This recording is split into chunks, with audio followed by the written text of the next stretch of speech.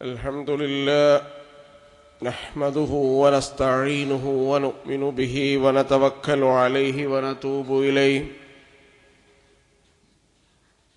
الحمد لله الذي أنزل على عبده الكتاب ولم يجعل له عوجا.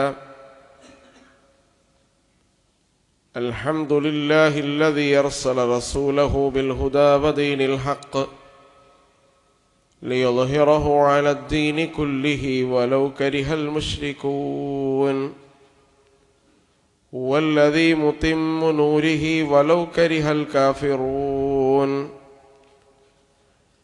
الصلاة والسلام على من لا نبي بعده وسيد الأولين والآخرين وخاتم الأنبياء والمرسلين وزعيم المتقين وإمام المسلمين وقائد المؤمنين الذي أدى الأمانة ونصح الأمة وبلغ الرسالة وجاهد في الله حق جهاده كما صليت على إبراهيم وعلى آل إبراهيم.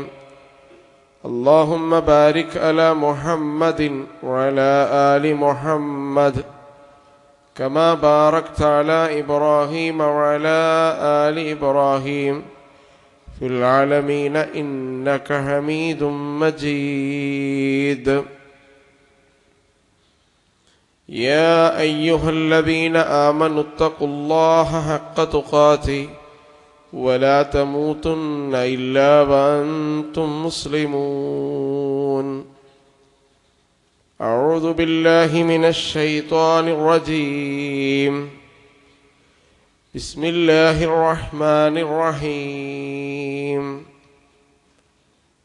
يا أيها الناس كلوا مما في الأرض حلالا طيبا ولا تتبعوا خطوات الشيطان إنه لكم عدو مبين.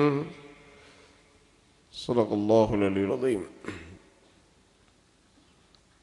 ആദരണീയരായ സഹോദരന്മാരെ, സഹോദരിമാരെ, സത്യവിശ്വാസികളെ,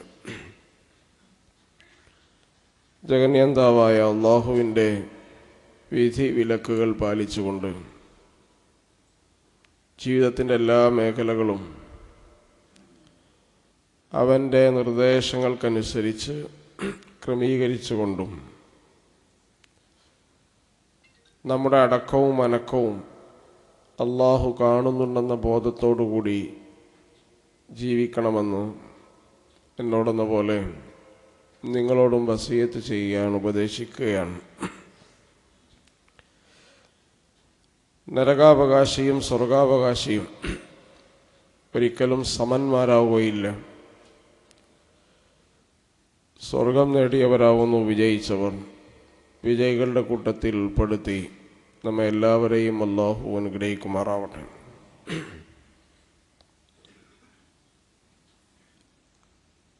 മനുഷ്യൻ്റെ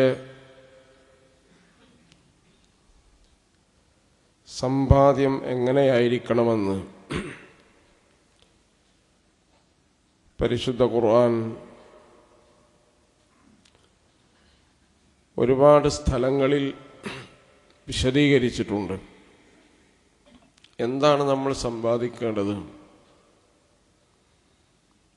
എങ്ങനെയാണ് സമ്പാദിക്കേണ്ടത്, എന്താണ് നമ്മൾ ഭക്ഷിക്കേണ്ടത്, എന്താണ് നമ്മൾ ഒഴിവാക്കേണ്ടത് എന്നത് വളരെ വിശദീകരിച്ച് ഖുർആൻ പ്രതിപാദിച്ചിട്ടുണ്ട്. രണ്ട് അടിസ്ഥാനങ്ങളാണ് അതിനുള്ളത്. ഒന്ന് ഹലാലായിരിക്കണം, രണ്ടാമത്തെ ത്വയ്യിബ് ആയിരിക്കണം, ശുദ്ധമായതായിരിക്കണം. അപ്പം ഇത് രണ്ടുമല്ലാത്ത ഒന്ന് ഒരാൾ ഭക്ഷിച്ചാൽ അയാൾ പിശാചിൻ്റെ കാലടികൾ പിന്തുടരുന്ന ഒരാളാണ്, പിശാചിനെ പിൻപറ്റുന്ന ആളാണ്.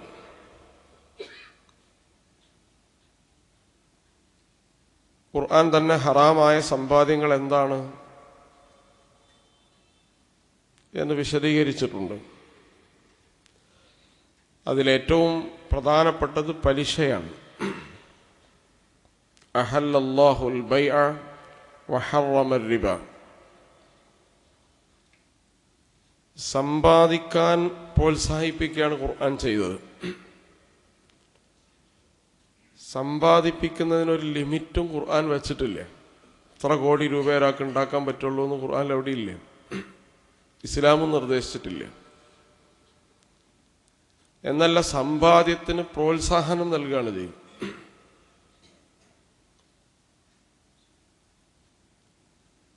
ജുമായുടെ ദിവസം അള്ളാഹു നൽകിയ നിർദ്ദേശം, യാ അയ്യുഹല്ലദീന ആമനു ഇദാ നൂദിയ ലിസ്സലാത്തി മിൻ യൗമിൽ ജുമുഅ ഫസ്ഔ ഇലാ ദിക്രില്ലാഹി വദറുൽ ബൈഅ.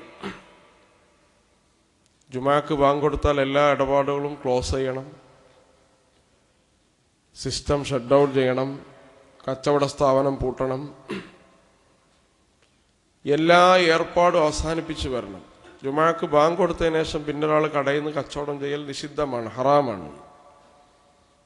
അയാൾ അതുവരെ ചെയ്തത് ഹലാലായിരിക്കും, പക്ഷേ ബാങ്ക് കൊടുത്തതിന് ശേഷം ചെയ്യുന്ന കച്ചവടം ഏതാണ്? നിഷിദ്ധമാണ്. അപ്പം ഞാൻ ഹറാമൊന്നും ചെയ്യണില്ലല്ലോ എന്ന് പറഞ്ഞിട്ട് കാര്യമില്ല.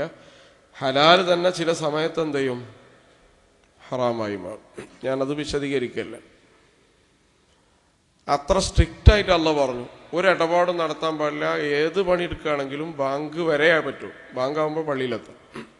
ബാങ്ക് എന്ന് പറഞ്ഞാൽ ജുമയുടെ ബാങ്ക് ജുമ ആരംഭിക്കുമ്പോഴാണ്. എന്നിട്ട് അള്ളാഹു പറയാണ്,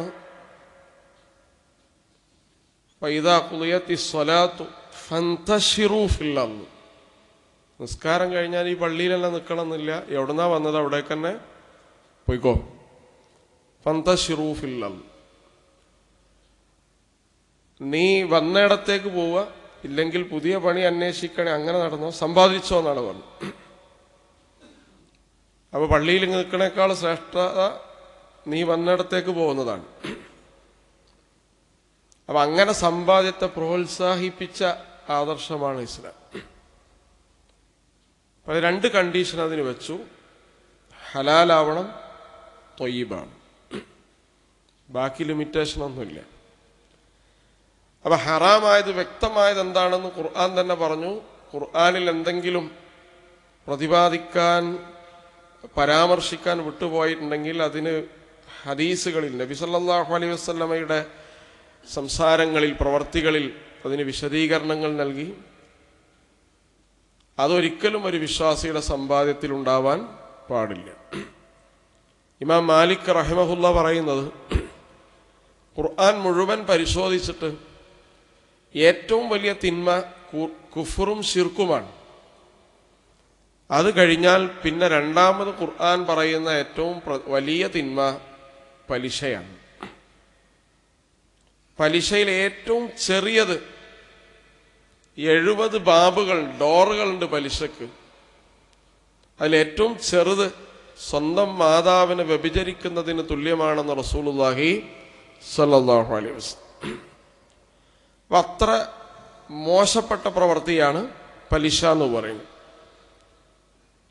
പലിശയുടെ ഭവിഷ്യത്തുകളും കാര്യങ്ങളൊന്നും ഞാൻ വിശദീകരിക്കില്ല. പലിശ നമ്മുടെ സമ്പാദ്യത്തിൽ വരാതിരിക്കാനുള്ള ജാഗ്രതയാണ് ഒന്നാമത് വേണ്ടത്.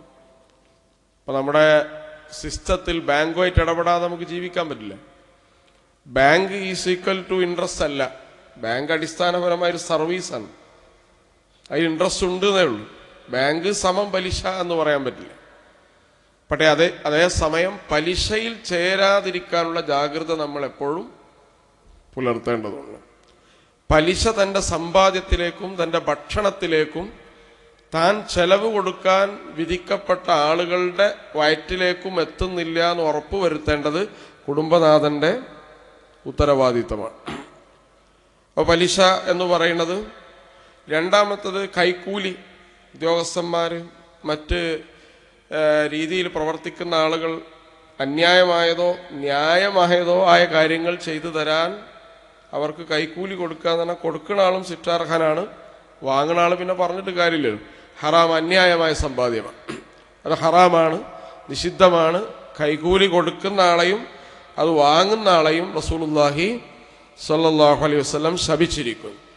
കൈക്കൂലി കൊടുക്കുക എന്ന് പറഞ്ഞാൽ പൊതുവെ ആളുകൾ കാര്യങ്ങൾ പെട്ടെന്ന് നടപ്പാക്കാൻ വേണ്ടിയാണ് ഇത് ചെയ്യുക കാര്യങ്ങൾ. പക്ഷെ അതൊരു സിസ്റ്റം ദുർബലപ്പെടുത്തുകയാണ് എന്നല്ല, ഒരു നേരെ പോവേണ്ട ഒരു സംവിധാനത്തെ അത് താളം തെറ്റിക്കുകയാണ്. അപ്പൊ ദുർബലപ്പെടുത്തുന്ന ഒരു സിസ്റ്റത്തെ മൊത്തം ദുർബലപ്പെടുത്താൻ ഒരു കൈക്കൂലിയുടെ ഒരാൾ എന്ത് ചെയ്യുന്നത്. അതുകൊണ്ട് ആ സിസ്റ്റം ദുർബലപ്പെടുത്താൻ പാടില്ല എന്ന് മാത്രമല്ല, രണ്ടാമത്തത് അന്യായമായ തനിക്ക് അർഹതപ്പെട്ട സമ്പാദ്യമല്ല. മോഷണം, തട്ടിപ്പ് എന്ന് പറഞ്ഞാൽ നമ്മൾ സാധാരണ കച്ചവടത്തിൽ ചെറിയ ആളുകൾ നടത്തുന്ന തട്ടിപ്പല്ല. ഇന്ന് തട്ടിപ്പിന് അനന്ത സാധ്യതകളാണ്. ഓൺലൈൻ ലോകം എന്ന് പറയുന്നത് തട്ടിപ്പുകളുടെ ഒരു പ്രധാനപ്പെട്ട ഏരിയയാണ്. പ്രത്യേകിച്ച് സാമ്പത്തിക ഇടപാടുകൾ, നമുക്ക് സൈബർ ക്രൈമുകൾ ഒരു 70% സാമ്പത്തിക കാര്യങ്ങളിലേക്കാണ്. പിന്നെ അതുപോലെ തന്നെ വേറെ ഒരാളുടെ സ്വത്ത് കൈവശപ്പെടുത്തൽ ഒക്കെ വ്യക്തമായ നിഷിദ്ധാണ്, സംശയങ്ങളില്ല. ചൂതാട്ടം, ഹറാമായ വസ്തുക്കളുടെ കച്ചവടം, മദ്യം, ലഹരി തുടങ്ങിയ കാര്യങ്ങൾ ഒരാൾ വിൽക്കുക, അതിൻ്റെ വരുമാനം സ്വീകരിക്കുക, വേശ്യാവൃത്തി, വ്യഭിചാരം നടത്തിയിട്ട് അതിൻ്റെ വരുമാനം സ്വീകരിക്കുക, അങ്ങനത്തെ ഹോട്ടലുകളുടെ ഓണർഷിപ്പ് വാങ്ങുക, അതുപോലെ അതിൻ്റെ പാർട്ട്ണർഷിപ്പും ഷെയറും ഉണ്ടാവുക, ഇതൊക്കെ എന്താണ്? വ്യക്തമായ നിഷിദ്ധമാണ്. അമാനത്ത് ദുരുപയോഗം ചെയ്യുക, ഒരാളെ സൂക്ഷിക്കാൻ ഏൽപ്പിച്ച സമ്പാദ്യം, ആ സമ്പാദ്യം സ്വന്തം കാര്യത്തിന് ഒരാൾ ഉപയോഗിക്കുക, തെറ്റായ കാര്യമാണ്. ഇന്ന കാര്യത്തിന് ചെയ്യണമെന്ന് പറഞ്ഞു, അപ്പോൾ ആ കാര്യം ചെയ്യുന്നതിന് മുമ്പ് എനിക്കൊരു ഗ്യാപ്പുണ്ട്, ഒരു 2 കൊല്ലം ഉണ്ട്, ആ 2 കൊല്ലത്തിന് ഈ കാശ് ഞാൻ എൻ്റെ ആവശ്യത്തിന്, ഹലാലായ ആവശ്യത്തിനെന്ന് എന്ത് ചെയ്യുക? റോൾ ചെയ്യുക. അത് പാടില്ല, നിഷിദ്ധമാണ്. അതുപോലെ അളവിലും തൂക്കത്തിലും കൃത്രിമത്വം കാട്ടിയിട്ട് അത് സമ്പാദിക്കുക, വ്യാജരേഖകൾ ഉണ്ടാക്കി സമ്പാദിക്കുക. ഓൺലൈനുകൾ ഇന്നിപ്പോൾ ഏറ്റവും വലിയ സൂസൈഡിൻ്റെ പ്രധാനപ്പെട്ട ഒരു കാരണങ്ങൾ അന്വേഷിക്കുമ്പോൾ നമുക്ക് മനസ്സിലാവുന്നത് ഓൺലൈൻ ആപ്പുകൾ നാളുകൾ എന്ത് ചെയ്യാൻ അനിയന്ത്രിതമായി ലോൺ എടുക്കുകയാണ്. ചെറിയ പ്രായത്തിൽ 20-30 വയസ്സാകുമ്പോഴേക്കും വലിയ കടക്കാരനാവുകയാണ് ആളുകൾ. ആ കടക്കാരനാവുന്നത് ആരറിയണില്ല, വാപ്പ അറിയണില്ല, ഉമ്മ അറിയണില്ല, സുഹൃത്തുക്കൾ പോലും അറിയണില്ല. പിന്നെ ആത്മഹത്യയുടെ പിന്നാമ്പുറങ്ങൾ അന്വേഷിച്ച് പോകുമ്പോൾ 20-25 വയസ്സായ ആള് 30-40 ലക്ഷം എന്ത് ചെയ്തിട്ടുണ്ട്? കടക്കാരനായിട്ടുണ്ട്. അനിയന്ത്രിതമായി കടം വാങ്ങി അടിച്ചു പൊളിച്ച് ജീവിക്കുക. എന്ത് ആവശ്യത്തിനും അനാവശ്യത്തിനുമായി ഇത്തരം കാര്യങ്ങളെ അവലംബിച്ചു കൊണ്ടിരിക്കുക. ഇങ്ങനെ ഒരുപാട് രീതിയിൽ നമുക്ക് നേരിട്ട് ഹറാം എന്ന് പറയുന്ന സമ്പാദ്യങ്ങളുണ്ട്. രണ്ടാമത്തെ ഭാഗം ശുബ്ഹാത്തുകളാണ്. ഹറാമാണോ ഹലാലാണോ എന്ന് സംശയമുള്ളത്. പലിശ ഹറാമാണെന്നുള്ള കാര്യത്തിൽ ആർക്കും എന്തില്ല, സംശയമില്ല. മോഷണം ഹറാമാണ് എന്ന കാര്യത്തിൽ ആർക്കും സംശയമില്ല. പക്ഷെ ചില കാര്യങ്ങൾ, ചില ഇൻവെസ്റ്റ്മെന്റുകൾ, ചില ഷെയറുകൾ, ചില സമ്പാദ്യങ്ങൾ ഹറാമാണോ ഹലാലാണോ എന്ന് സംശയമുണ്ടാവുക. വിശ്വാസികളുടെ ശുബ്ഹാത്തിനോടുള്ള പൊസിഷൻ എന്താണ്? വിട്ടുനിൽക്കലാണ്. ഹറാമും ഹലാലും ക്ലിയർ ആവുന്നത് വരെ മാറി നിൽക്കലാണ്. സംശയമുള്ളതിൽ കൊണ്ടുപോയി നിക്ഷേപിക്കാൻ പാടില്ല, സംശയമുള്ളതിൽ പോയി ഇൻവെസ്റ്റ് ചെയ്യാൻ പാടില്ല. സംശയമുള്ള കാര്യത്തിന്റെ വരുമാനം നമ്മൾ എന്ത് ചെയ്യരുത്? സ്വീകരിക്കരുത്. ശുബ്ഹാത്ത് ഒഴിവാക്കണം. ശുബ്ഹാത്ത് ചിലപ്പോൾ ഹലാലെന്നായിരിക്കും, ഹലാൽ ക്ലിയർ ആയിട്ട് എന്ത് ചെയ്യാം, അതുപോലെ അതിൽ നിക്ഷേപിക്കുകയോ അതിൽ ചേരുകയോ അല്ലെങ്കിൽ അങ്ങനത്തെ കച്ചവടം നടത്തുകയോ ചെയ്യുന്നത് അത് നമുക്ക് വ്യക്തമാവുന്നത് വരെ നമ്മൾ ചെയ്യാൻ. നബി സല്ലല്ലാഹു അലൈഹി വസല്ലം പറയാണ്, യഅതി അലൽ നാസി സമാനുൻ, ഈ ജനതയുടെ ഒരു കാലം വരും. ആ കാലത്തിന്റെ പ്രത്യേകത ലാ യുബാലിൽ മർഉ മാ അഖദ മിൻഹു അമിനൽ ഹലാലി അം മിനൽ ഹറാം. ആളുകൾ സമ്പാദിക്കും, പക്ഷെ ഹലാലും ഹറാമും അവരെന്ത് ചെയ്യില്ല, നോക്കൂല, അത് മെയിൻറ്റെയിൻ ചെയ്യില്ല. ഹറാം എന്താണ് ഹലാൽ എന്താണ് എന്ന് മെയിൻറ്റെയിൻ ചെയ്യാതെ ആളുകൾ എന്ത് ചെയ്യും? സമ്പാദിച്ചു കൊണ്ടിരിക്കുന്ന ഒരു കാലം വരും. അത് ആപത്തിന്റെ, വിപത്തിന്റെ കാലമാണ്, ഫിത്നയുടെ കാലമാണ്. നബി സല്ലല്ലാഹു അലൈഹി വസല്ലം പറയുന്നു, ലാ തസൂലു ഖദമ അബ്ദിൻ യൗമൽ ഖിയാമത്തി ഹത്താ യുസ്അല അൻ അർബഇൻ. നാളെ ഒരടിമക്ക് തൻ്റെ സ്വന്തം കാലെടുത്തു വെക്കണമെങ്കിൽ 4 കാര്യങ്ങൾക്ക് അദ്ദേഹം ഉത്തരം നൽകിയിരിക്കണം. 4 ചോദ്യങ്ങൾക്ക്. ഒന്നാമത്തെ ചോദ്യം എന്താണ്? ഉംരിഹി ഫീമാ അഫ്നാഹു, തൻ്റെ ആയുസ് എന്തിനു വേണ്ടി ചെലവഴിച്ചു എന്ന് അല്ലാഹു ചോദിക്കും. വഅൻ ഇൽമിഹി ഫീമാ ഫഅല, തൻ്റെ ഇൽമനുസരിച്ച് എന്താണ് അവൻ പ്രവർത്തിച്ചത് എന്ന് ചോദിക്കും. രണ്ടാമത്തെ ഇൽമാണ്. മൂന്നാമത്തെ വഅൻ മാലിഹി, സമ്പാദ്യത്തെക്കുറിച്ച് അള്ളാഹു ചോദിക്കും. മിൻ ഐന ഇക്തസബഹു വഫീമ അൻഫഖഹു. സമ്പാദ്യത്തെക്കുറിച്ച് മാത്രം 2 ചോദ്യം അള്ളാഹു ചോദിക്കും. എവിടെന്ന് സമ്പാദിച്ചു, എങ്ങനെ ചെലവഴിച്ചു എന്ന് ചോദിക്കും. വഅൻ ജിസ്മിഹി, ശരീരത്തെക്കുറിച്ച് അള്ളാഹു ചോദിക്കും. ഫീമാ ബിലാഹു, എന്തിൻ്റെ കാര്യത്തിലാണ് തൻ്റെ ഹെൽത്ത്, തൻ്റെ കായിക ശേഷി വിനിയോഗിച്ചതെന്ന് അള്ളാഹു അവനോട് ചോദിക്കും. ഈ ചോദ്യത്തിന് ഉത്തരം yes or no, positive or negative, എന്തെങ്കിലും ഉത്തരം പറയാതെ ഒരാൾക്ക് മഹ്ശറയിൽ നിന്ന് എന്ത് ചെയ്യാൻ പറ്റില്ല, അവൻ്റെ കാൽപാദങ്ങൾ എടുത്തു വെക്കാൻ കഴിയില്ല എന്ന് റസൂലുള്ളാഹി സ്വല്ലല്ലാഹു അലൈഹി വസല്ലം പറയാൻ. അപ്പോൾ ഈ 2 കാര്യങ്ങൾ നമ്മൾ ശ്രദ്ധിക്കേണ്ട. നമ്മുടെ സമ്പാദ്യത്തിൽ ഹറാമ് കലരുന്നില്ല എന്ന് ഉറപ്പുവരുത്താൻ നമുക്ക് ബാധ്യതയുണ്ട്. രണ്ടാമത്തത്, നമ്മുടെ സമ്പാദ്യത്തിൽ ഹറാമിനോട് സാദൃശ്യപ്പെടുന്ന കാര്യങ്ങളും ഇല്ല എന്ന് ഉറപ്പുവരുത്തേണ്ട ബാധ്യത നമുക്കുണ്ട്. സംശയങ്ങൾ ഉണ്ടെങ്കിൽ ആ സംശയങ്ങളുടെ ഫത്വ എന്ന് പറയുന്നത് എന്താണ്? അടിസ്ഥാനപരമായി വിട്ടുനിൽക്കലാണ്. പിന്നീട് നിങ്ങൾക്കത് ക്ലിയറായി ഏതെങ്കിലും ഒരു മുഫ്തിയോടോ പണ്ഡിതനോടൊക്കെ ചോദിച്ച് അതിൻ്റെ ഹലാലും ഹറാമും ക്ലിയർ ആയാൽ മാത്രം അതിനോടെന്ത് ചെയ്യാം, ഹലാലാണെങ്കിലും സ്വീകരിക്കുക, ഹറാമാണെങ്കിൽ ഒഴിവാക്കുക. ഇതാണ് അടിസ്ഥാനപരമായി നമ്മൾ ചെയ്യേണ്ടത്. അതുകൊണ്ട് ഹറാമായ സമ്പാദ്യം നമ്മുടെ വീടുകളിലേക്ക് വന്നാൽ, അല്ലെങ്കിൽ നമ്മുടെ സമ്പാദ്യത്തിലേക്ക് വന്നാൽ, നമ്മളെ ഭക്ഷണത്തിൽ കലർന്നാൽ എന്ത് സംഭവിക്കും? ഇത് വ്യക്തമായ മൂന്നാമത്തെ ഹറാം വരാനുള്ള കാരണം എന്ന് പറയുന്നത്, ഒരു സക്കാത്തിന്റെ നിസാബ് ഒരാളുടെ സമ്പത്തിലെത്തി. ഉദാഹരണമായി സക്കാത്ത് കൊടുക്കേണ്ട അളവിൽ അദ്ദേഹം സമ്പാദിച്ചു, അദ്ദേഹം സക്കാത്ത് കൊടുക്കണില്ല. അങ്ങനെ ആയാലും അയാളുടെ സമ്പാദ്യം എന്തായി? ഹറാമായ. അയാൾക്ക് പലിശ ഒന്നുമില്ല, ചൂതാട്ടമില്ല, നേരത്തെ പറഞ്ഞത് മദ്യത്തിന്റെ ലഹരിന്റെയും ഇൻവെസ്റ്റ്മെന്റ് ഒന്നും അയാളിലില്ല. പക്ഷെ സക്കാത്ത് കൊടുക്കണില്ല. സക്കാത്ത് കൊടുക്കാത്ത പണം എന്താണ്? ഹറാമും ഹലാലും മിക്സ് ചെയ്ത പണാണ്. ഹറാമും ഹലാലും മിക്സ് ചെയ്ത പണാണ്. ഞാൻ നേരത്തെ സൂചിപ്പിച്ചല്ല, നമ്മൾ കച്ചവടം ചെയ്തു. 12:00 ജുമാ സമയമാണ്, ബാങ്ക് കൊടുത്തു. 12:31 അയാൾ കടയിൽ നിൽക്കുകയാണ്. കടയിൽ നിന്ന് ഒരാൾ ഒരു സാധനം വാങ്ങി, ഒരു 10 രൂപ വാങ്ങിയിട്ട് അത് വൽപ്പിലിട്ടാൽ ആ 10 രൂപ എന്താണ്? ഹറാമാണ്, നിഷിദ്ധമാണ്. അതുവരെ അയാൾ 10,000 റുപ്യൻ്റെ സമ്പാദ്യം ചെയ്തിട്ടുണ്ട്, കച്ചവടം ചെയ്തിട്ടുണ്ട്. ഹറാമ് എത്ര കുറച്ചാണെങ്കിലും അത് ഹലാലിനെന്ത് തിന്ന് നശിപ്പിക്കുമെന്ന് റസൂലുള്ളാഹി സ്വല്ലല്ലാഹു അലൈഹി വസല്ലം. 10,000-ൽ 10 റുപ്യല്ലുള്ളൂ എന്ന് പറഞ്ഞ കാര്യം. ഈ 10 രൂപ 10,000 നശിപ്പിക്കാൻ മാരകശേഷിയുള്ള സാധനമാണ്. സമ്പാദ്യം ഒരാളിൽ ഹറാമായി കലർന്നാൽ അത് അയാളെ മാത്രമല്ല ബാധിക്കുക, അയാളുടെ മക്കളെ, തലമുറകളെ, അയാളുടെ ഭക്ഷണം ഭക്ഷിക്കുന്ന വീട്ടിലെ ആളുകൾ ആരൊക്കെയുണ്ടോ അവരൊക്കെ എന്ത് ചെയ്യും? ഈ ഹറാമ് ബാധിക്കും. അതുകൊണ്ടാണ് ഒന്നാമത്തത്, ഹറാമിന്റെ സമ്പാദ്യത്തിൽ ഉണ്ടാവുന്ന ഏറ്റവും വലിയ ഭവിഷ്യത്ത് സമ്പത്തിലെ ബറക്കത്ത് അല്ലാഹു എടുത്തു കളയും എന്നതാണ്. സമ്പത്തിലൊരു ബറക്കത്തുണ്ട്, അതെന്ത് ചെയ്യും? നശിപ്പിച്ചു കളയും. അതുകൊണ്ടാണ് മാ അഹദു അക്സറ മിനർ റിബ ഇല്ലാ കാന ആഖിബത അംരിഹി ഖില്ലത്തിൻ. നബി സല്ലല്ലാഹു അലൈഹി വസല്ലം പറയാൻ, പലിശ കൊണ്ടൊരാളെ സമ്പാദ്യം ഒരാൾ പെരുപ്പിച്ചാൽ അയാൾ ഇല്ലായ്മയിലായിട്ടല്ലാതെ മരണപ്പെടുകയില്ല എന്നാണ്. പലിശ കൊണ്ട് ഒരാൾ മുതലാളിയായിട്ടുണ്ടെങ്കിൽ ഒന്നെങ്കിൽ അയാൾ മാരക രോഗങ്ങൾക്ക് അടിമപ്പെടുകയും ആ സമ്പാദ്യം അതുവഴി നശിക്കുകയും ചെയ്യും, ഇല്ലെങ്കിൽ അയാൾ ദാരിദ്ര്യത്തിലേക്ക് കൂപ്പുകുത്തും. പലിശയിൽ ഒരു ബറക്കത്തും അല്ലാഹു നൽകിയിട്ടില്ല പലിശ അയാളുടെ സമ്പത്തിലുണ്ടെങ്കിൽ. അതുപോലെ ഹറാമായ എന്തൊക്കെ കാര്യങ്ങൾ ഒരാളുടെ സമ്പത്തിലുണ്ടോ അതിൻ്റെ ഒന്നാമത്തെ ഭവിഷ്യത്ത് സമ്പത്തിന്റെ ബറക്കത്ത് നഷ്ടപ്പെടുമെന്നാണ്. സമ്പത്ത് ബറക്കത്തില്ലാത്ത സമ്പത്ത് ഒരാൾ ഉണ്ടായാൽ എന്താണ് അവസ്ഥ? ഒന്നാമത്തെ ഭവിഷ്യത്ത് എന്ന് പറയുന്നത് അള്ളാഹുവിൻ്റെ ഇത്താഴത്തിൽ നിന്ന് അയാൾ ഊരിപ്പോവുമെന്നതാണ്. അള്ളാഹുവിനെ അനുസരിക്കുന്നതിന് അയാൾ പതിയെ പതിയെ ഇങ്ങനെ സ്കിപ്പ് ചെയ്തു പോകും. ഒന്നാമത്തെ സഫിലൊക്കെ ഇരുന്ന ആളായിരുന്നു.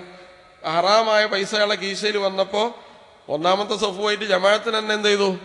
അയാൾ സ്കിപ്പ് ചെയ്തു പോയി, നിസ്കാരത്തിന് മെല്ലെ മെല്ലെ പോകും. അതുപോലെ അള്ളാഹു ചെയ്യണമെന്ന് പറഞ്ഞ കാര്യങ്ങൾ അയാൾ എന്ത് ചെയ്യും? മെല്ലെ മെല്ലെ ഊരിപ്പോകും. രണ്ടാമത്തത്, അയാളെ ഇത്താഴ്ച ചെയ്യേണ്ട ആളുകളുണ്ടാവും. മകൻ ബാപ്പ പറഞ്ഞ കേൾക്കേണ്ട ആളാണ്, പക്ഷെ മകൻ പറഞ്ഞാൽ കേൾക്കൂല. കാരണം എന്താണ്? ഹറാം അവൻ്റെ ഉള്ളിലേക്ക് ചെന്നു. അപ്പൊ നമ്മൾ അള്ളാഹുവിൻ്റെ ഇത്താഴത്തുനിന്ന് പുറത്തു പോയി, നമ്മുടെ ഇത്താഴത്തുനിന്ന് നമ്മുടെ കുടുംബം എന്ത് ചെയ്യും? പുറത്തു പോകുമെന്നതാണ് ബറക്കത്ത് നഷ്ടപ്പെട്ട സമ്പാദ്യത്തിന്റെ ഭവിഷ്യത്ത് എന്ന് പറയുന്നത്. രണ്ടാമത്തെ എന്താണ്? കർമ്മങ്ങൾ അള്ളാഹു സ്വീകരിക്കയില്ല. അള്ളാഹു സുബ്ഹാനഹു വ തആല ഹറാം സമ്പാദിച്ച ഒരാളുടെ കർമ്മം അള്ളാഹു സ്വീകരിക്കില്ല. നബി സല്ലല്ലാഹു അലൈഹി വസല്ലം പറഞ്ഞിട്ടുണ്ട്, മൻ ജമഅ മാലൻ ഹറാമൻ ثم تصدق به لم يكن له فيه أجر. ഒരാള് അന്യായമായ രീതിയിൽ ധാരാളം സമ്പാദിച്ചു, എന്നിട്ടൊരു ട്രസ്റ്റൊക്കെ ഉണ്ടാക്കി, ചാരിറ്റി ട്രസ്റ്റൊക്കെ ഉണ്ടാക്കി, 12 ഒക്കെ വാങ്ങിയിട്ട് നിരന്തരമായി ചാരിറ്റി ചെയ്തുകൊണ്ടേയിരിക്കുകയാണ്. അങ്ങനെ ചെയ്താൽ അതിൽ യാതൊരു നന്മയുമില്ല എന്ന് റസൂലുള്ളാഹി സ്വല്ലല്ലാഹു അലൈഹി വസല്ലം. ഹറാമായ സമ്പാദ്യം വെളുപ്പിക്കാൻ വേണ്ടി അയാൾ എത്ര സംഭാവന ചെയ്തിട്ടും കാര്യമില്ല, കോടിക്കണക്കിന് ആളുകളെ സഹായിച്ചിട്ടും കാര്യമില്ല. അടിസ്ഥാനം ഭദ്രമല്ലെങ്കിൽ ആ സ്വതക്ക അള്ളാഹുവിന് ആവശ്യമില്ല. അയാളുടെ അമലുകൾ, നമസ്കാരമോ നോമ്പോ ഹജ്ജോ പോലെയുള്ള ആ അമലുകൾ അള്ളാഹു സ്വീകരിക്കുകയില്ല. അതുപോലെ തന്നെ മൂന്നാമത്തെ കാര്യം, പ്രാർത്ഥന അള്ളാഹു സ്വീകരിക്കില്ല. 3 ആളുകളുടെ പ്രാർത്ഥന അള്ളാഹു കേൾക്കില്ല. അവർക്ക് വേണ്ടി വേറെ ഒരാൾ പ്രാർത്ഥിച്ചാലും അള്ളാഹു കേൾക്കൂല. ഇപ്പൊ ലോകത്തെല്ലാ വിശ്വാസികളും ഒന്നും ചെയ്തിട്ടില്ലെങ്കിലും വിശ്വാസികളായ ആളുകൾക്ക് എല്ലാ ദിവസവും 5 നേരം ലോകത്തെ മുഴുവൻ ഉമ്മത്തും പ്രാർത്ഥിക്കുന്നുണ്ട് അല്ലെ. അത്തഹിയാത്തിൽ നമ്മൾ പ്രാർത്ഥിക്കുന്നുണ്ട്. അവല്ല അല്ലാഹു സ്വല്ലല്ലാഹു അലൈഹി വസല്ലമക്ക് അഭിവാദ്യങ്ങൾ പറയുന്നു. മുഴുവൻ സാലിഹീങ്ങളായ ആളുകൾക്ക് വേണ്ടി പ്രാർത്ഥിക്കാതെ ഒരു നിസ്കാരം നമ്മൾ എന്ത് ചെയ്യില്ല, പൂർത്തിയാവൂല എന്ന് പറഞ്ഞാൽ സജ്ജനങ്ങളായ ആളുകളുടെ പ്രാർത്ഥനയിൽ ലോകത്തെ മുഴുവൻ ആളുകൾ എന്ത് ചെയ്യും, ഉൾപ്പെട്ടുകൊണ്ടേയിരിക്കുകയാണ്. അതുകൊണ്ട് അങ്ങനെ ലോകത്തെ ഏത് മനുഷ്യൻ പ്രാർത്ഥിച്ചാലും ആ പ്രാർത്ഥനയിൽ ആരുൾപ്പെടില്ല, 3 ആളുകൾ ഉൾപ്പെടില്ല. അതിലൊന്നാമത്തെ നമസ്കാരം ഒഴിവാക്കിയ ആളാണ്, രണ്ടാമത്തത് ഹറാം സമ്പാദിച്ച ആളാണ്, മൂന്നാമത്തത് കുടുംബബന്ധം വിച്ഛേദിച്ച ആളാണ്. അതിൽ രണ്ടാമത്തത് ഹറാം സമ്പാദിക്കുകയാണ്. നബി സല്ലല്ലാഹു അലൈഹി വസല്ലം പറയാൻ, ഒരു മനുഷ്യൻ ദരിദ്രനായ ഫക്കീറായ ആളാണ്. അദ്ദേഹം ഇങ്ങനെ എല്ലാ ഭക്തിയുടെ വേഷവിധാനങ്ങളും ധരിച്ചിട്ടുണ്ട്. നമ്മുടെ കണ്ണിൽ അങ്ങനെ ഉണ്ടല്ലോ, ഭക്തി എന്ന് തോന്നുമ്പോൾ ഒരാള് തോന്നുന്ന രീതിയിലുള്ള വേഷവിധാനങ്ങൾ. എന്നിട്ട് അള്ളാഹുവിലേക്ക് കൈ ഉയർത്തിക്കൊണ്ട് അദ്ദേഹം ഉറക്കെ പ്രാർത്ഥിച്ചു കൊണ്ടിരിക്കുകയാണ്. ആ പ്രാർത്ഥന എന്താണ്? വമത്അമുഹു ഹറാം വമൽബസുഹു ഹറാം വമശ്റബുഹു ഹറാം വഗുദ്ദിയ ബിൽ ഹറാം. നബി സല്ലല്ലാഹു അലൈഹി വസല്ലം പറയാൻ, അടിമുടി അയാൾ ഹറാമിലാണ്. ധരിച്ച വസ്ത്രം, കുടിച്ച പാനീയം, അതുപോലെ ഭക്ഷിച്ച ഭക്ഷണം, അതുപോലെ തന്നെ ആടി മുതൽ അയാളുടെ ശരീരം മുഴുവൻ ഹറാമാണ്. ഫഅന്നാ യുസ്തജാബു ലിദാലിക്. എങ്ങനെയാണ് ആ പ്രാർത്ഥനക്ക് അല്ലാഹു ഉത്തരം നൽകുക എന്ന് റസൂലുള്ളാഹി സ്വല്ലല്ലാഹു അലൈഹി വസല്ലം ചോദിക്കാൻ. അപ്പൊ കച്ചവടത്തിൽ, ഇടപാടുകളിൽ, പ്രവൃത്തിയിൽ, സമ്പാദ്യത്തിൽ ഹറാമ് കലർന്നിട്ട് പിന്നെ നിങ്ങൾ ദുആ സമ്മേളനത്തിന് 1 കോടി സംഭാവന ചെയ്തിട്ടൊന്നും കാര്യമില്ല. ഏതാള് പ്രാർത്ഥിച്ചിട്ടും കാര്യമില്ല. അവനാന്റെ പ്രാർത്ഥനയാണല്ലോ പ്രാർത്ഥനയിൽ ഏറ്റവും വലുത്. ഞാൻ ചോദിക്കലാണ് ഏറ്റവും വലുത്, നിങ്ങൾക്ക് നിങ്ങൾ ചോദിക്കലാണ്. രണ്ടാമത് സാലിഹീങ്ങളോട് പ്രാർത്ഥിക്കാൻ വസിയത്ത് ചെയ്യലാണ്. സാലിഹീങ്ങളോട് പറയുമ്പോൾ അവരെ കണ്ടുമുട്ടി സലാം പറഞ്ഞ് അവരോട് വിശേഷങ്ങളൊക്കെ ചോദിച്ച് പിരിഞ്ഞു പോകുമ്പോൾ നമ്മൾ ദുആക്ക് എന്ത് ചെയ്യണം? വസിയത്ത് ചെയ്യണം. അത് നല്ലൊരു അദബാണ്, മര്യാദയാണ്. ആ സാലിഹീങ്ങളുടെ പ്രാർത്ഥനയിലും ഇദ്ദേഹം ഉൾപ്പെടില്ല. യാ സഅദ് ബിൻ അബി വഖാസ് റളിയല്ലാഹു അൻഹുവിനോട് നബി തിരുമേനി പറയാൻ, സഅദ് ബിൻ അബി വഖാസിനെ വിളിച്ചിട്ട്, യാ സഅദ് അതിബ് മത്അമക തകുൻ മുസ്തജാബദ് ദഅവ. നീ നിന്റെ ഭക്ഷണം നന്നാക്കുക, എങ്കിൽ നിന്റെ പ്രാർത്ഥന അല്ലാഹു കേൾക്കും എന്നാണ്. അപ്പൊ ഹലാലായ ഭക്ഷണം ഉണ്ടാവുക എന്ന് പറയുന്നത് പ്രധാനപ്പെട്ടാണ്. ഹലാലായ എല്ലാം തൊയ്യിബാവൂല.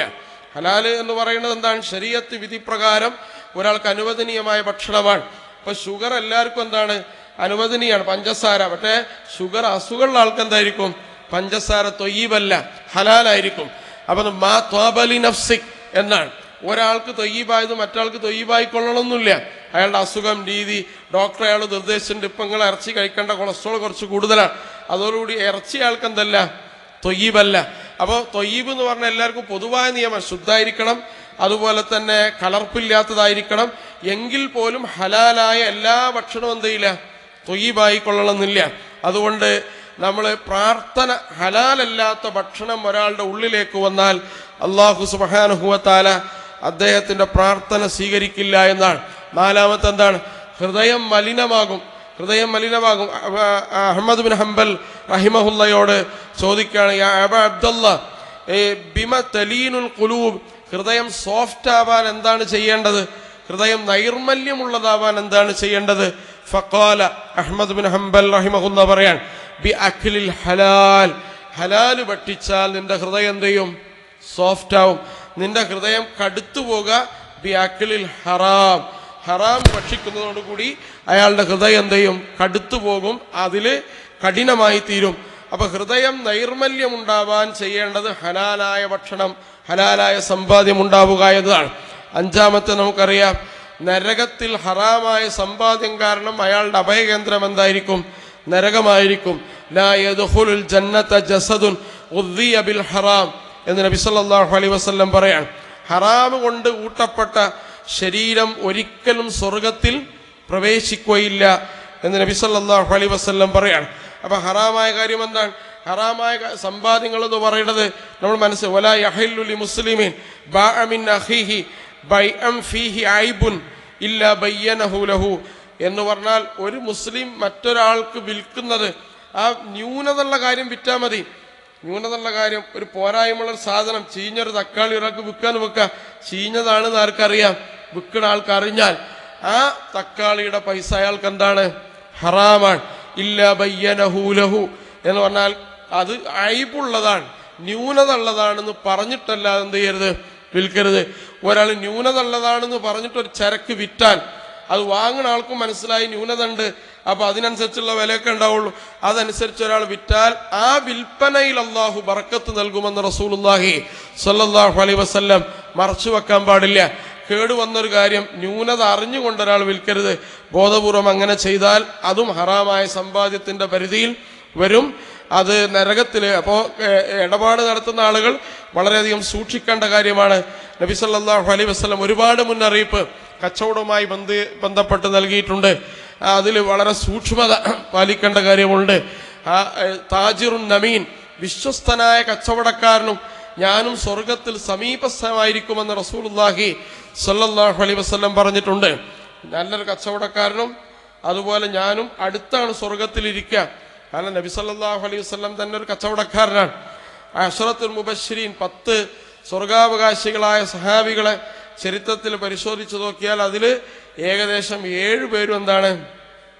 കച്ചവടക്കാരാണ്. സിദ്ദീഖുൽ അക്ബർ കച്ചവടക്കാരനാണ്. ഉമറുൽ ഖത്താബ് റളിയല്ലാഹു അൻഹു, ഉസ്മാൻ ഇബ്നു അഫ്ഫാൻ, അബ്ദുറഹ്മാൻ ഇബ്നു ഔഫ്, ഇങ്ങനെ തുടങ്ങിയ ആളുകളൊക്കെ കച്ചവടക്കാരാണ്. അതുകൊണ്ട് കച്ചവടം ചെയ്യുന്നു, ധാരാളം സമ്പാദിക്കുന്നു. ആ സമ്പാദ്യം അള്ളാഹുവിന്റെ മാർഗത്തിൽ ചെലവഴിക്കാൻ യാതൊരു മടിയും കാണിക്കാതിരിക്കുന്നു. ഇതൊക്കെയാണ് അവരുടെ ക്വാളിറ്റി എന്ന് പറയുന്നത്. അതുകൊണ്ട് നബി സല്ലല്ലാഹു അലൈഹി വസല്ലം കച്ചവടക്കാർക്ക് വലിയ സ്ഥാനം നൽകിയിട്ടുണ്ട്. അതേസമയം ചില മുന്നറിയിപ്പുകളും നൽകിയിട്ടുണ്ട്. 4 രീതിയിൽ കച്ചവടം ചെയ്യുന്ന ആള് എന്നിൽപ്പെട്ടവനല്ല എന്ന് റസൂലുള്ളാഹി സ്വല്ലല്ലാഹു അലൈഹി വസല്ലം. ഒന്നാമത്തെ എന്താണ്? പൂഴ്ത്തി വെക്കുക. വലിയ ക്ഷാമമുണ്ടാകുന്ന സമയത്ത് കുറെ സാധനം സ്റ്റോക്ക് ചെയ്ത് അമിത വിലക്ക് വിൽക്കാൻ വേണ്ടി കാര്യങ്ങൾ എന്ത് ചെയ്യുക? പൂഴ്ത്തിവെപ്പ് നടത്തുക. അത് ആധുനിക നിയമസംഹിതയിലും തെറ്റാണ്, അതുപോലെ തന്നെ സാമ്പത്തിക ശാസ്ത്രത്തിലും തെറ്റാണ്. റസൂൽ സല്ലല്ലാഹു അലൈഹി വസല്ലം അതിനെ ശപിച്ചിരിക്കുന്നു. രണ്ടാമത്തെ കാര്യം എന്ന് പറയുന്നത് അമിത ലാഭം ഈടാക്കുക. ലാഭമില്ലാതെ കച്ചവടം ചെയ്യാൻ പറ്റില്ല. പക്ഷെ കൊള്ളലാഭം നമ്മൾ പറയില്ലേ, കൊള്ളലാഭം ഒരു ചരക്കിന്റെ ഒരു വിഭവത്തിന്റെ മേൽ ഒരാൾ ഈടാക്കുക, അത് റസൂൽ സല്ലല്ലാഹു അലൈഹി വസല്ലം വിലക്കിയ കാര്യമാണ്. മൂന്നാമത്തെ, ഒരു സാധനത്തിന് ഇല്ലാത്ത ഗുണമുണ്ട് എന്ന് പറയുക. ഒരു സാധനം വിറ്റുപോകാൻ വേണ്ടി സ്ഥലക്കച്ചവടക്കാരനാണെങ്കിൽ, റിയൽ എസ്റ്റേറ്റിന്റെ ആളാണെങ്കിൽ, അല്ലെങ്കിൽ ഏതെങ്കിലും കച്ചവടം ചെയ്യുന്ന ആളുകളാണെങ്കിൽ പൊതുവെ സംഭവിക്കാൻ സാധ്യതയുള്ള കാര്യമാണ്. ഇല്ലാത്ത ഗുണം പറയും. വെള്ളം ആ അയൽപക്കത്തൊന്നും ആ സ്ഥലത്തുണ്ടാവില്ല, എന്നിട്ട് നല്ല വെള്ളമുള്ള സ്ഥലം എന്ന് പറയും. ഇയാൾ കുഴിച്ചു നോക്കിയിട്ടൊന്നും ഉണ്ടാവില്ല. അപ്പൊ അറിയാത്ത കാര്യങ്ങൾ, ഇല്ലാത്ത ഗുണം ഉണ്ട് എന്ന് ഒരിക്കലും ഒരു സാധനത്തെക്കുറിച്ച് പറയാതിരിക്കുക. അങ്ങനെ പറഞ്ഞ് അത് പറ്റിക്കപ്പെട്ടാൽ അത് ഭവിഷ്യത്താണ്. കാരണം അതിൽ നിന്ന് നമുക്ക് കിട്ടുന്ന കമ്മീഷൻ, അതിൽ നിന്ന് കിട്ടുന്ന സമ്പാദ്യം എന്താണ്? ഹറാമാണ്, നിഷിദ്ധമാണ്. അതുപോലെ തന്നെ നേരത്തെ സൂചിപ്പിച്ചതുപോലെ കച്ചവടത്തിന്റെ ന്യൂനതകൾ മറച്ചു വെക്കുക എന്ന് പറയുന്നത് എന്താണ്? അത് വലിയ ഭവിഷ്യത്തുള്ള കാര്യമാണ്. ഒരു സാധനം ഒരാൾ വില ഉറപ്പിച്ചു, എന്നിട്ട് കച്ചവടം മുറിച്ചു, അതിനുശേഷം വേറെ ഒരാൾ വന്നിട്ട് പറയാണ് അദ്ദേഹം പറഞ്ഞതിനേക്കാൾ അധികം വില ഞാൻ തരാം എന്നൊരാൾ പറഞ്ഞാൽ ആ ആൾക്ക് സാധനം മറിച്ചു വിൽക്കൽ നിഷിദ്ധമാണ്. ആദ്യം പറഞ്ഞ ആൾക്ക് തന്നെ കൊടുക്കണം. അയാൾ തുക പറഞ്ഞത് കുറവാണെങ്കിലും കച്ചവടം ആർക്കാണ്? ആദ്യം പറഞ്ഞ് മുറിച്ച ആളുകൾക്കാണ്.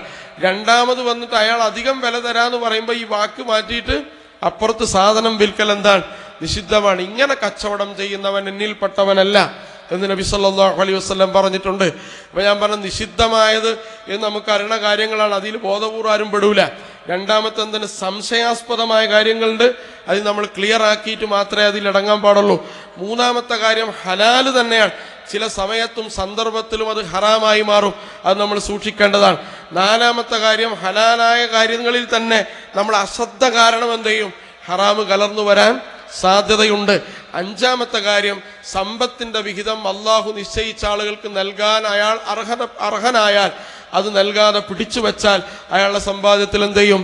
ഹറാം ഹഖ്ഖുൽ ലിസ്സാഇലി വൽ മഹ്റൂം എന്നുള്ള ഖുർആൻ പറയുന്നത്. ആ സമ്പാദ്യത്തിൽ ആർക്കുണ്ട്? പാവങ്ങൾക്ക് അവകാശമുണ്ട്, അത് പിടിച്ചു വെക്കരുത്. ഇങ്ങനെ 5 തലങ്ങളിൽ ചെറുതോ വലുതോ ആയ രീതിയിൽ ഹറാമ് നമ്മുടെ ദേഹത്തേക്ക് കയറാൻ സാധ്യതയുണ്ട്. അതിൽ ജാഗ്രത പാലിക്കുക. അങ്ങനെ പാലിച്ചില്ല എങ്കിൽ നമ്മുടെ അമലുകൾ, ദുആകൾ, അതുപോലെ തന്നെ നമ്മൾ ചെയ്യുന്ന സ്വതക്കകൾ, അതുപോലെയുള്ള എല്ലാ കർമ്മങ്ങളെയും അത് ബാധിക്കും. അള്ളാഹു അത്തരക്കാരിൽ നിന്ന് നമ്മളെയും നമ്മുടെ സമ്പാദ്യത്തെയും കാത്തുരക്ഷിക്കുമാറാവട്ടെ. അഖൂലു ഖൗലി ഹാദാ അസ്തഗ്ഫിറുല്ലാഹ ലീ വലക്കും വലിജമീഇൽ മുസ്ലിമീൻ ഫസ്തഗ്ഫിറൂഹു ഇന്നഹു ഹുവൽ ഗഫൂറുർ റഹീം.